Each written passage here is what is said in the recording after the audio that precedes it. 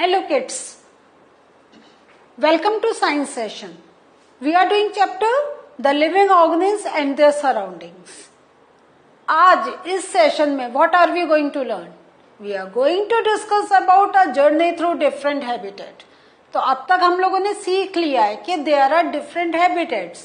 हमने देख लिया है कि terrestrial habitat and aquatic habitat. As well as we have learned कि अगर हम एक्वेटिक हैबिटेट की बात कर रहे हैं तो उसमें भी there are different categories like desert, forest, हमने देखा ना. बट वो डेजर्ट एरिया, वो फॉरेस्ट एरिया को भी if we compare where they are present like with reference to the regions where they are present, then also we are going to find lot of difference in them. तो देख रहे हैं कि हम कुछ चीजें हम एक क्या कर रहे हैं, it is something like we are making a web. एक चीज है उससे we are getting two things. अब वो टू थिंग्स का भी we are doing bifurcation and then उन जो बाइफर्केशन कर रहे हैं उसमें भी we are finding lot of difference. Yes, there are some similarities, but there are also differences there. So all these things means क्या कि there are more things for us to learn. तो आज हम देखते हैं कि आज हम लोग क्या लर्न करने जा रहे हैं. तो जैसा अभी मैं आपके साथ डिस्कस कर रही थी, it is all given in this chart कि हमने हैबिटेट पढ़ा है, टेरेस्ट्रियल, एक्वेटिक. टेरेस्ट्रियल में हमने पढ़ा है डेजर्ट, माउंटेन, ग्रासलैंड्स. एक्वेटिक का हमने पढ़ लिया ओशंस, पॉन्ड्स एंड लेक्स. ये ऑलरेडी वी हैव लर्न. लेकिन अब क्या है, अब हम टेरेस्ट्रियल हैबिटेट का जो एक फैक्टर, एक चीज देख रहे हैं वो है we are talking about deserts. अब ये जो डेजर्ट्स हैं ये ऑलरेडी वी हैव लर्न. अगर हम एक इसके एनिमल की बात कर रहे हैं तो डेजर्ट के नाम पे सबसे पहले we take out the name of camel. है या नहीं है? So, we are considering about camel. तो camel ने how does camel has adapted to that particular environment? ये भी we have already studied. और ये हमने एक बार पढ़ा, एक बार रिकैप भी करा. लेकिन why are we repeating this thing again and again? क्योंकि अभी हमने एक वे में एक चीज को समझा है, अब हम उसका दूसरे एस्पेक्ट को भी समझना है. तो जैसे अगर हमने देखा कि अब हमने पहले क्या देखा था, हमने ये देखा था कि कैमल के क्या क्या वहां पे हमने एक डिफरेंसेस, एक उसके बॉडी की चीजों को ऑब्जर्व करा था कि उसके क्या है, उसके पास लॉन्ग लेग्स हैं, वो क्या करता है, वाटर को कंजर्व करता है, dung is dry not sweat. अभी हमने उसको क्या करा था, these are the characteristics of camel. लेकिन अब हम इन कैरेक्टरिस्टिक्स को कहेंगे these are the factors that help the camel to adapt to that particular environment. Clear हुआ? So camel is adapted to desert habitat by and then we are putting up the things. तो देखिए same चीज है. अगर हम कहेंगे कि how does camel is different from other organism, then we can put down these things.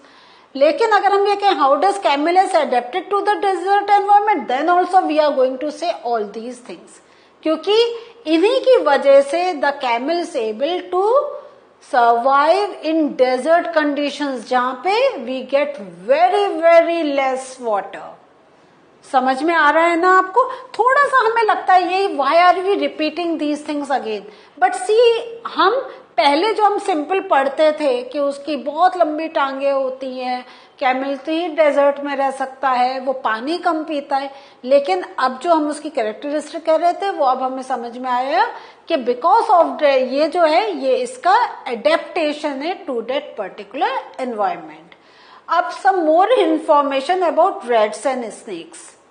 तो अभी हमने डेजर्ट में क्या कर रहा था, हमने कैमल के बारे में पढ़ा था. लेकिन अगर हम रैट एंड स्नेक्स की बात करें, अब रैट एंड अब उसमें just compare this when we are talking about long legs.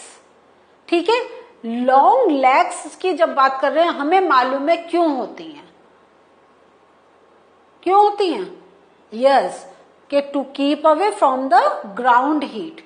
लेकिन अब डेजर्ट के जो और एनिमल्स की बात कर रहे हैं जिनकी इतनी लंबी लेग्स नहीं होती हैं, लाइक रैट्स एंड स्नेक। तो क्या होगा, तो to stay away from the intense heat during the day क्या होता है, they stay in burrows deep in the sand। समझ में, दे कैसे अपने को प्रिवेंट करते हैं हीट से, वो बरोज के अंदर रहते हैं। हाँ, और ये जो एनिमल्स हैं they come out only during night time, जब वहां पे क्या होता है, बहुत लो टेम्परेचर होता है। या हम कह सकते हैं जो हमारी एटमॉस्फेरिक कंडीशंस हैं they are cooler.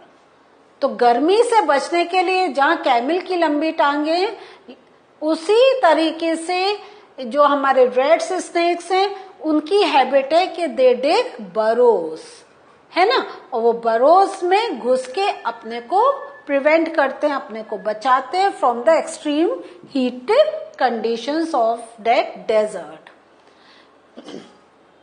Some more adaptation of desert plant. अभी तक we were discussing only about animals. Now if I want to discuss with you कि how does plants have adapted to that very dry conditions. So जो इसका stem होता है it is covered with a very thick waxy layer. जो ये waxy layer होती है it prevents water evaporation। तो जब evaporation कम होगा इसका मतलब उसको पानी भी कम चाहिए होगा।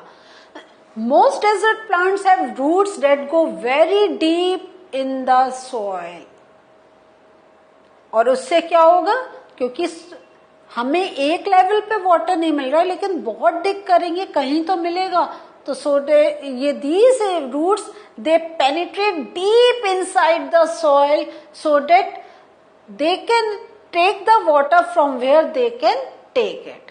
तो हमें इतनी लंबी इतनी गहरी जड़ें और किसी प्लांट में नहीं मिलती हैं, लेकिन जो ऐसे हमारे क्या कहते हैं ये डेजर्ट प्लांट्स होते हैं उसमें हमने ये कैरेक्टरिस्टिक देखी, जो स्टेम है वो वैक्सी लेयर उससे कवर होता है, और सॉइल बहुत क्या होता है, सॉइल में बहुत deep inside them these roots go inside them. और उसके साथ हमने एक और चीज, और आपको मालूम है कि ये हम we find lot of thorns, cactus में क्या होता है, थॉर्न्स होते हैं। तो एक्चुअली ये थॉर्न्स क्या हैं, दे आर लीव्स। क्लियर हुआ? सो ये एक्चुअली जो हमें लीफी स्ट्रक्चर मिल रहा है actually this is a stem, और जो थॉर्न्स है दे आर लीव्स।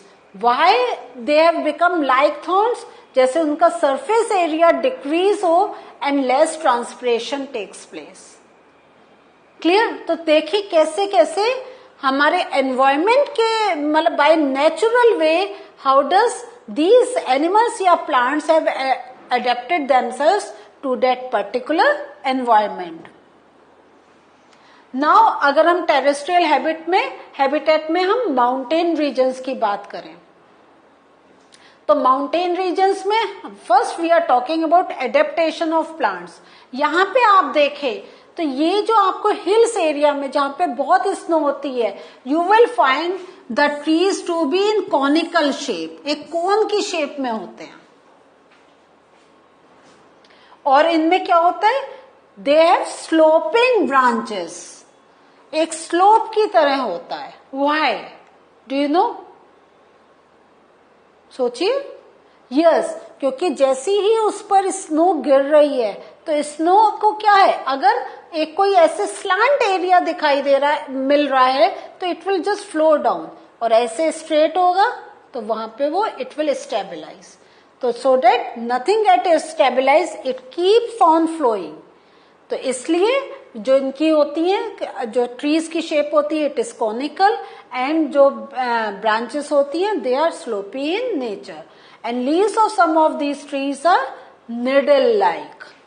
तो अगेन क्योंकि जब इतना स्नो है वाटर की स्कैरसिटी है, तो और वाटर की स्कैरसिटी को कंट्रोल करने के लिए क्या करेंगे हम, लीव्स का सरफेस एरिया रिड्यूस करना होगा, तो वो जो सरफेस एरिया, वो जैसे हमने कैक्टस में देखा था कि the leaves were transforming into thorns, लेकिन ये हमारे जो प्लांट्स, ये जो हिमालयन रीजन में, माउंटेन रीजन में जो ऐसे प्लांट्स होते हैं, उनकी जो लीव्स होती हैं दे बिकम निडल लाइक, और this helps the rain water in snow to slide off easily. ये this I have already explained it to you. Now हम बात करते हैं एनिमल्स की. How does these animals have adapted themselves to the mountain regions. तो इसमें हम क्या करते हैं, माउंटेन रीजन्स मीन्स क्या, they have very low temperature, means बहुत ठंडी है. Now they have to protect themselves. उनको कौन कपड़े पहनाएगा, नहीं, no one is going there and asking them to wear some type of clothes, नहीं. By nature their body is made in that way that they can, क्या है, yes, they can maintain themselves even in that low temperature. So इसके लिए क्या है, या तो उनका जो स्किन है that is very thick, बहुत मोटा होता है. तो मोटा होने का मतलब क्या, बहुत फैट होता है. तो जिनको फैट होता है उनको थोड़ा ठंडी कम लगती है. उसका भी एक बहुत तगड़ा प्रोसेस है, but that is not in your course, तो अभी हम उसको साइडलाइन कर रहे हैं. Moving further with how does their body has adapted to that environment conditions. Their body is क्या है, इज फुल ऑफ फर, पूरा body is covered by fur. और ये सब क्यों है, to protect them from the lower temperature. और इसमें जैसे हमने ये देखा है, यहाँ पे आपको दिखा रहे हैं, याक है, have long hair to keep them warm. यहाँ पे आपको देख रहे हो आप, this is snow leopard. एक लेपर्ड हमें ग्रासलैंड्स में भी मिलता है, but this is snow leopard. और इसका भी क्या है, it has got thick fur on its body. और इसके आप देखेंगे, इसके जो फीट हैं उसमें भी आपको बहुत फर देखने को मिलते हैं. तो ऐसे जब हम ये छोटे छोटे कैरेक्टरिस्टिक्स को कंपेयर करते हैं, then we come to know about the difference in their body structure. The mountain goat has strong hooves for running up the rocky slopes on the mountains. तो कहीं ऐसा भी है कि कहीं बहुत ठंड नहीं होती है, बट हिली एरिया है, तो उसमें उस टाइप के अगर हम एनवायरमेंट की बात कर रहे हैं, तो जैसे if I take the example of goat, तो उसमें आपने देख लिया कि उसके हूव्स होते हैं कि वो जैसे उन स्टोन्स पर ग्रिप बना के can move further. Now if I talk about the grasslands का, तो लाइन की बात कर रहे हैं तो इसका ब्राउन कलर होता है. हाँ, और ये ब्राउन कलर क्यों होता है, क्योंकि फॉरेस्ट एरिया में ब्राउन कलर के बहुत ग्रीन एंड ब्राउन कलर के प्लांट्स होते हैं. ड्राई जहां हो जाता है ब्राउनिश कलर होता है. तो वो क्या है, अपने ऊपर अटैक होने के से भी बचा सकता है. इवन वो किसी पे अटैक करना है तो उस एनिमल से भी अपने को हाइड करके क्या है होता है, पहले अपने को हाइड करता है और फिर जैसे ही मौका मिलता है उस पर it attack. The eyes in front of the face allow it to have a correct idea about the location of its prey. तो देखिए इसकी आईज यहाँ है, तो ये जो आई का जो हमारा जहां ये सेटिंग है, this is also the adaptation feature for this particular animal. Now अगर हम डियर की बात करें ग्रासलैंड के, तो ये जो डियर होता है, इसकी जो टीथ होते हैं they are very strong. Why they have strong teeth, because they have to chew hard stems of the forest. इसके साथ इसके लॉन्ग ईयर्स होते हैं. वाई लॉन्ग ईयर्स, जैसे जो उसका जो अटैक करने वाला जो एनिमल है, हाँ, उसका जो प्रीडेटर है, उससे की आवाज को वो कैच कर सके कि someone is moving towards me to eat me या टू किल मी.